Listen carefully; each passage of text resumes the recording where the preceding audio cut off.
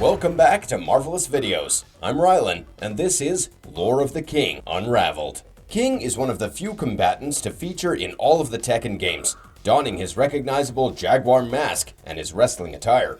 The King is a fan favorite because of his instantly identifiable clothing, tragic backstory, and his challenging grappling moves. Two different persons have taken on the legacy title of King. However, each of their narratives encompasses one of the greatest combat characters in video game history. The first was a pastor who oversaw an orphanage that helped young children, and the second was an orphan himself who carried on the former's work after his demise. So, without any further ado, let's jump right into our video to learn more about the King. Actually, before we get into our explanation, we have just a very small request.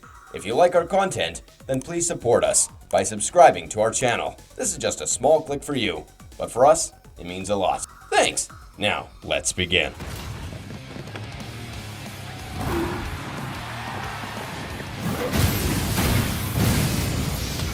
Real-life inspiration behind Tekken's King. The King is a 6'7" Mexican guy who wrestles while sporting a jaguar mask in order to benefit orphans. If you think that this description only seems like something you would appear in a virtual world, well, it should be pointed out that Fray Tormenta, a real person by the way, served as King's primary inspiration. In his youth, Fray Tormenta, whose actual name was Sergio Gutierrez Benitez, wore a wrestling mask just to raise money to aid a group of orphans, much like King. The only distinction between the two is that Fray Tormenta was a little chubby man of God, rather than a massive man mountain weighing about 300 pounds. For 23 years straight, Tormenta wrestled, becoming a national icon in his own country of Mexico. Tormenta publicly admitted that during his career, he didn't care about the glory or the celebrity status, but only about winning money for the orphans. Like this, many of King's Tekken tales encompass him elbow-dropping opponents merely for the financial gain to purchase Christmas presents for orphans. Another source of inspiration was the Japanese comic series Tiger Mask, created in the late 1960s by Iki Kajiwara and Naoki Tsuji. The Tiger Mask figure inspired a professional wrestler persona that was employed as a gimmick by several Japanese professional wrestlers. Although King is described as a jaguar, the fact that he is a wrestler makes the inspirations from his real life much more obvious.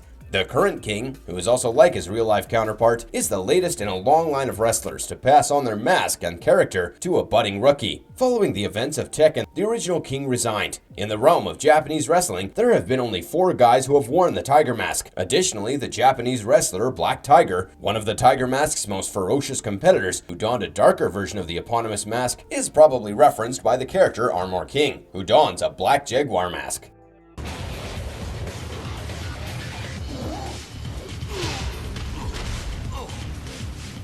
Tragic origin of King explored. The first King was an orphan who spent his early years wandering the streets of Mexico in search of street fights. Once, King got into a fight that left him seriously hurt, yet he somehow made it to the steps of the Marquez Monastery. King was taken care of and was able to recuperate with a fresh view of life, thanks to the monastery monks. Following that, King turns to the orphans in the area in the hopes that he may prevent them from becoming anything like his old self after becoming ordained and becoming a Catholic priest himself. King supports his monastery and orphans with the proceeds from his luchador wrestling matches. After some time has passed, King decides he wants to do more and constructs his own orphanage for Mexico's impoverished orphans. King had found his calling in life, but he was going to need a lot of money to turn his vision of an orphanage to become a reality. When King learned that the CEO of Mishima Zaibatsu would be organizing a martial arts competition with a $1 million prize, well, he joined the first King of Iron Fist competition right away. In order to win, he intensified his training and challenged himself more each day. King learned at this point that Armor King, a friendly rival, would be participating in the competition as well. King continued to practice with this in mind, fully aware that Armor King is not someone to be taken lightly. If he wanted to win any of the reward money and realize his ambition, he would have to defeat the Armor King. King confronted his competitor in the contest after successfully navigating through the tournament rounds. King ultimately injured Armor King's left eye during a grueling bout. Ultimately, King won the battle and advanced to the third and decisive encounter. King finished in a tight third place, and took home enough prize money, even though he wasn't really able to take home the championship title. King got to work building his orphanage right away, making both himself and the kids of Mexico happier than ever. An orphan under King's care passed away soon after he'd built the orphanage. King became utterly distraught by this incident, which left him unhappy and dependent on alcohol. Before leaving his orphanage, King threw his recognizable jaguar mask away. King was able to sip his anxieties and recollections away since he was finished with everything. Armor King started looking for his former wrestling adversary after developing an unwavering admiration for him. Armor King was guided from one hint to another, from one location to the next, until arriving at the place where the king was hiding. Throwing his mask to his slumping former companion,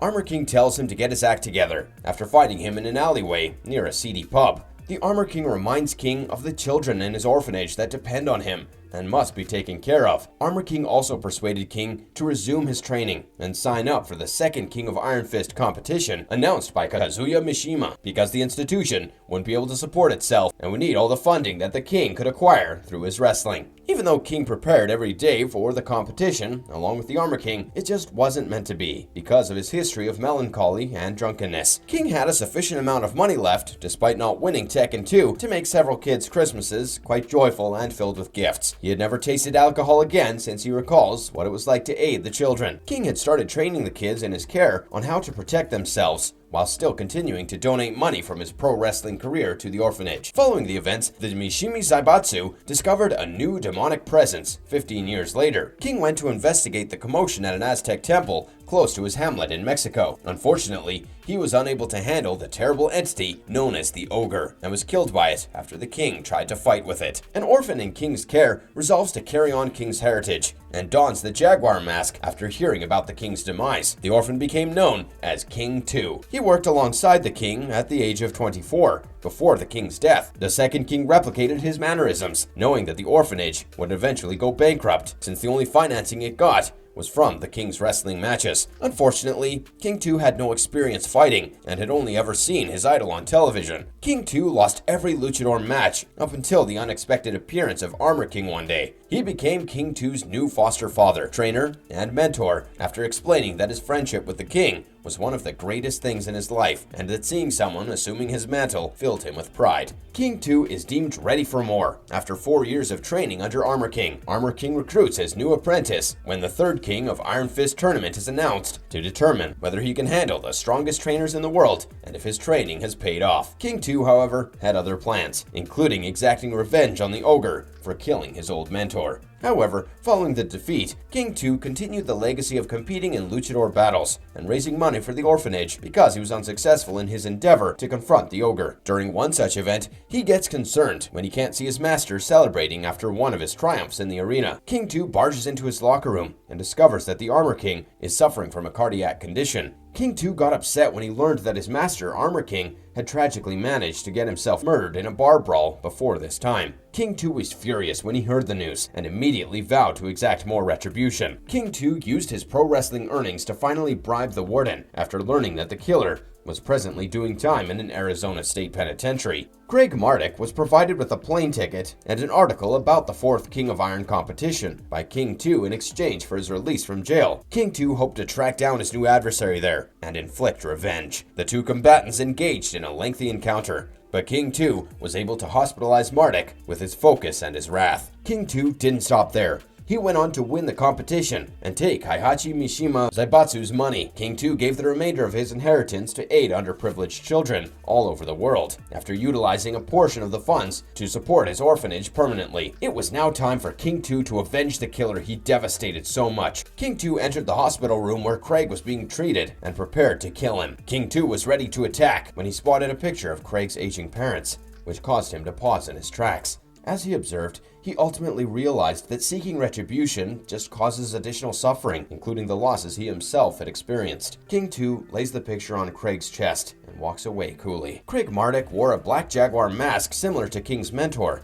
Armor King, and he was severely humiliated by the fact that he had lost to King 2. He even went so far as to publicly challenge King 2 through television, declaring that he would triumph in a contest on an equitable playing field. King 2 joins the 5th King of Iron Fist tournament in anger, disgusted by the insult of the memory of his deceased mentor. Well, no matter what happened, he would defeat Marduk. Julia Chang tried to prevent King 2 not to fight Craig, but to let it go when they were on their way to see Craig. Because Craig called him out, he shouldn't have to battle, because he isn't worth it. When Julia doesn't get out of the line of King's attack, the enraged King declares that he will have none of this, and starts to fight. He immediately beats her, which only makes King 2's rage glow. When King 2 does show up to face Craig, it's in a fierce match between Vale Tudo and Luchador Wrestling, with King 2 coming out on top. But then, something unexpected occurs. After everything that has transpired, we would have been anticipating King 2 to murder Marduk, yet he instead extends a hand of friendship. Slowly taking his hand, Marduk and the two come to an understanding. Following that, Craig, Marduk, and King 2 developed into a tag team and are presently in the WNW World Champions. It appears that all it takes to get King 2's attention is to dress like his role model, Armor King. A mysterious attacker dressed as Armor King once attacked Marduk during the last tournament. King 2 was indignant to the point of wrath when he learned of the assault on his new buddy, and that it had been at the expense of the Armor King's honor. It appears that King and King 2 are constantly either furious or melancholy. King 2 sought and searched in an effort to find the person hiding behind the mask. Unfortunately, it was virtually impossible because of the global conflict being waged by Jim Kazama and Kazuya Mishima. King 2 attended the 6th King of the Iron Fist competition with his friend and hopes that the disguised impersonator would reveal his face after accepting an offer from Marduk to do so. King 2 sat alone in his chamber following the competition and admired an old photograph of his deceased mentor. Despite the fact that Marduk and King 2 were both unable to identify the real Armor King, they nevertheless made an effort to do so. King 2 is carefully repositioning the picture on the sill when he drops it, and it breaks into pieces on the ground. King 2 is shocked to discover two Armor Kings standing next to each other in a secret photo after seeing that there had been two pictures in the same frame. Then, the imposter Armor King lays down the portrait he's been staring at and exits the room. To confirm that the original Armor King was still deceased, Marduk digs up the grave. Craig sees the body, and following which, Armor King and King 2 approach from behind as he does.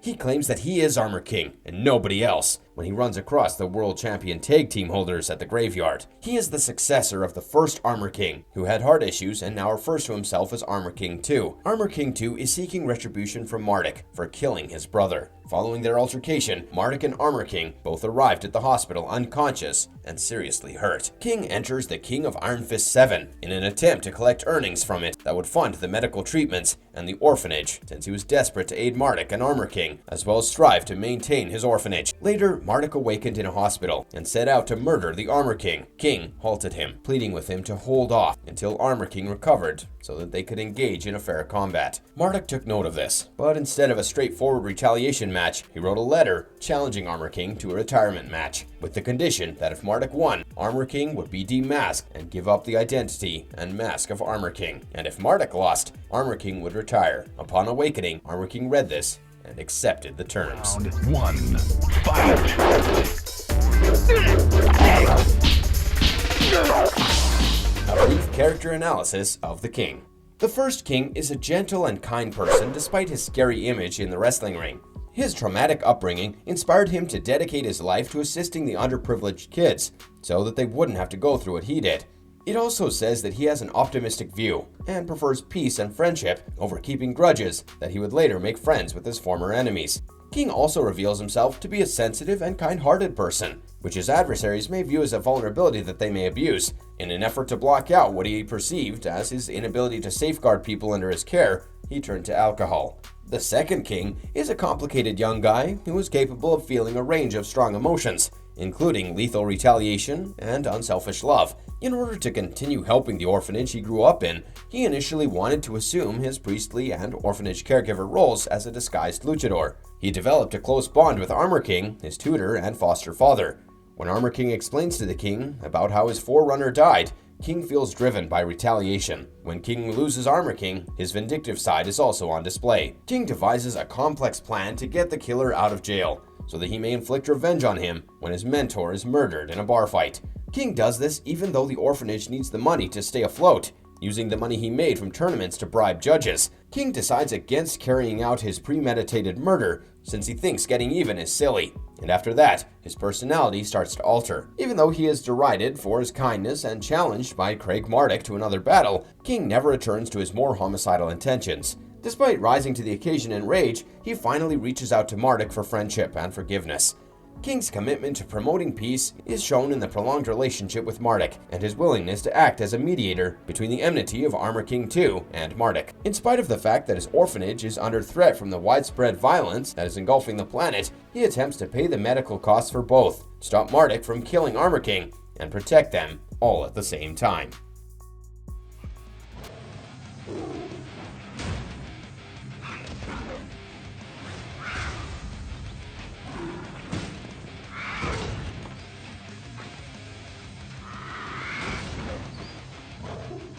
What makes the King so dangerous? Contrary to common assumption, King is a character who prefers a defensive strategy to a full-fledged attacking one. King needs to be used carefully because he has a short range and is quite risky. King depends on rapid blows, fluid mobility, and an excellent understanding of punishment. He has more than 200 movements in his command list and is noted for his pace in the game. King is a professional wrestler with lucha libre roots. Therefore, he has access to a variety of forceful throws and counterattacks.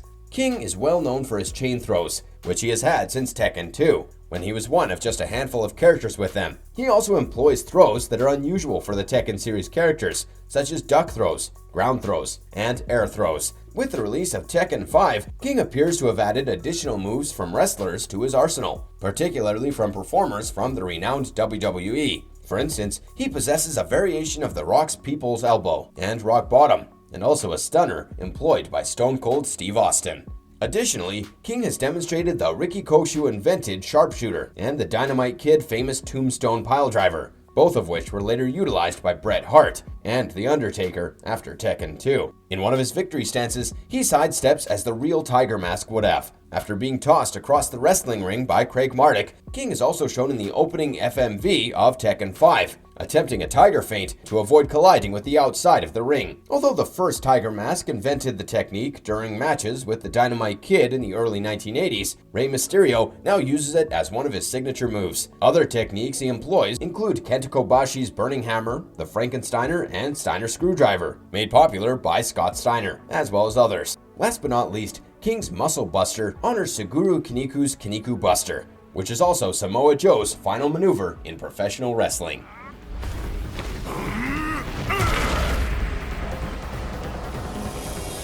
Threatening appearances of King in other games and media. In Tekken the Motion Picture, among other warriors, King can be seen for just a brief moment. King also appears in Tekken Bloodline as one of the competitors during the second King of Iron Fist tournament, who vanished after Ogre's offensive blitz. Julia Chang tells Jin Kazama about him, and the King too is inspired to compete in the tournament and carrying on his teacher's goals of raising money for an orphanage after the King's death at the hands of the Ogre. The second King, however, has made many noticeable appearances. He was a playable character in Tekken Tag Tournament and its sequel, teaming up with Armor King. King is also a playable character in Namco X Capcom, where he pairs up with Felicia from the Darkstalkers series by Capcom.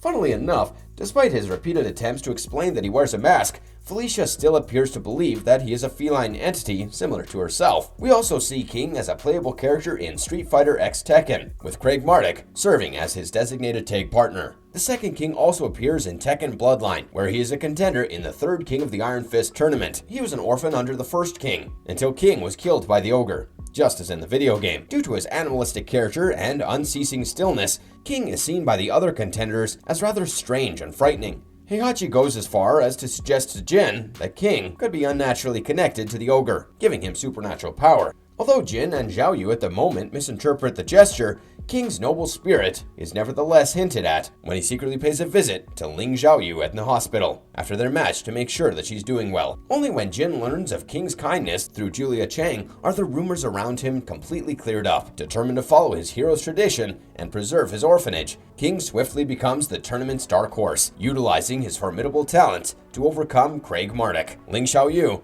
and even tournament favorite Paul Phoenix. Despite this, Jin finally defeats him in the tournament finals, and after learning about the opponent's past, Jin decides to give him the prize money, much to King's dismay.